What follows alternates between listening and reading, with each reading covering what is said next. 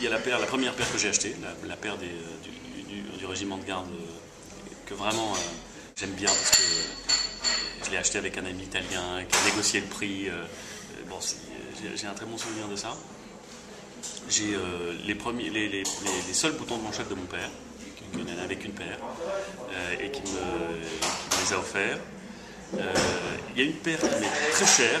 Alors c'est la seule, c'est amusant d'ailleurs, c'est la seule paire de boutons de manchette que je possède qui ne représente rien. Ce sont deux petites boules reliées par une chaîne en pierre noire, très élégantes.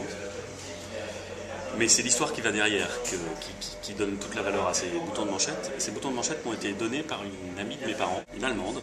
Mes parents et moi avons rencontré quand nous habitions en Allemagne, il y a maintenant un petit peu plus de 20 ans. Et cette dame était mariée à son mari, qui était un vieil Allemand, qui avait fait la guerre.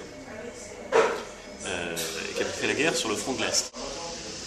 Et ils avaient tous les deux, ils sont tous les deux très francophiles. C'était vraiment les Allemands du Rhin, vous savez, la Rhénanie a toujours été très francophile en Allemagne. Donc ils parlaient très bien le français, ils étaient très cultivés. J'aimais beaucoup ce couple qui était déjà très âgé et qui me faisait penser à mes grands-parents, qui s'entendaient d'ailleurs très bien avec mes grands-parents.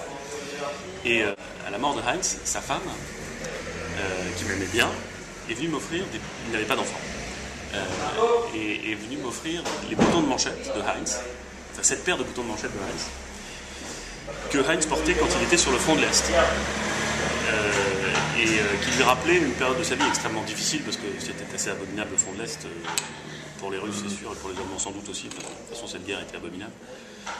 Et donc il avait, voilà, et donc j'ai des boutons de manchette qui ont été portés sur le front de l'Est. Alors c'est à la fois un souvenir très dur, et en même temps c'est le souvenir de quelqu'un pour qui j'avais beaucoup d'estime, et donc ils ont une valeur très particulière.